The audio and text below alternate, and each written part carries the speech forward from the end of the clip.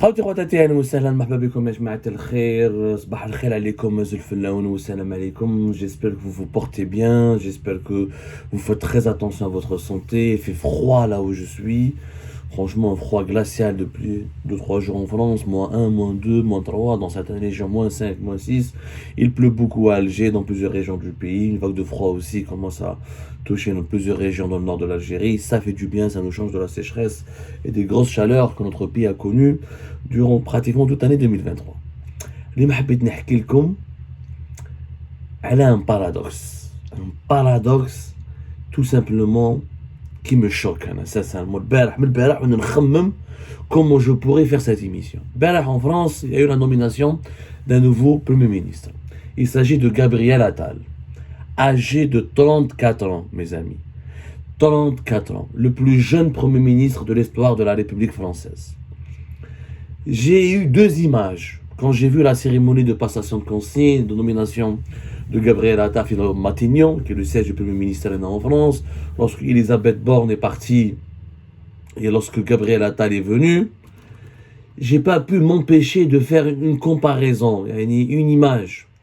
Elisabeth Borne, une femme de 62 ans, expérimentée, tout ça, qui laisse la place à un jeune Premier ministre de 34 ans, qui fraîchement, frais encore, dynamique, qui a beaucoup d'ambition, dont on dit ici en France qu'il pourrait même succéder à Emmanuel Macron à partir de 2027 pour les prochaines élections présidentielles 2027 ici en France, puisque Emmanuel Macron ne pourra pas faire un troisième mandat, c'est interdit par la constitution française. Alors, en Algérie, nous avons un premier ministre Yajma'a de 74 ans. Nadil Arbaoui, 74 ans. Il dirige le gouvernement algérien depuis le 11 novembre 2023. Et en face, nous avons la France, un premier ministre de 34 ans. Et il y a quand même des questions à se poser. Et pourtant, quand on prend la composition démographique des deux pays, c'est l'Algérie qui est le pays le plus jeune. Ce n'est pas la France. Il faut savoir qu'en France, les jeunes âgés de moins de 30 ans ne représentent que 17 et quelques de la population française. 17% exactement. Comme tout cas.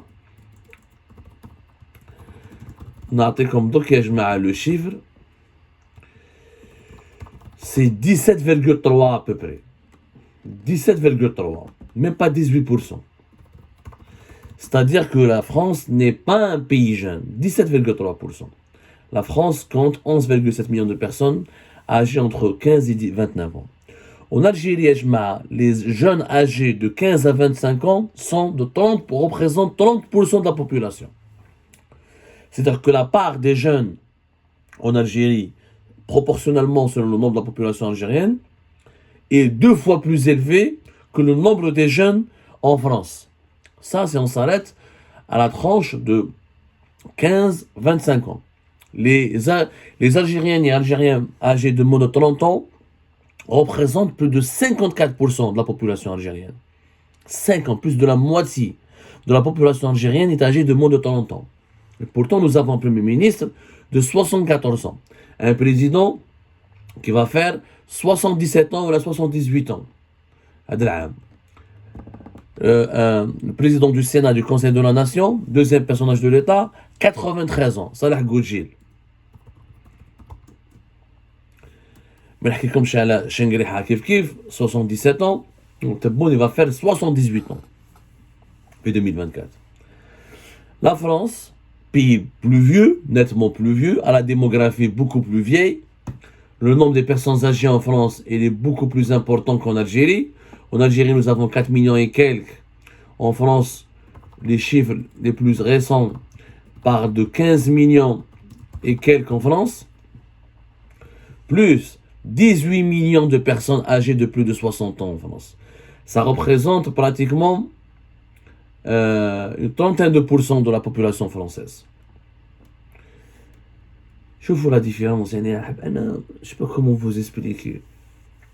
Ça représente 20% de la population française. il y a plus de 13,4 millions de Français qui sont âgés de plus de 65 ans. Si on parle des Français âgés de plus de 60 ans, ça peut atteindre 30%. سامحوا لي يا جماعة السوجي هذا مرضني avec la grippe et le rhume والله مرضني.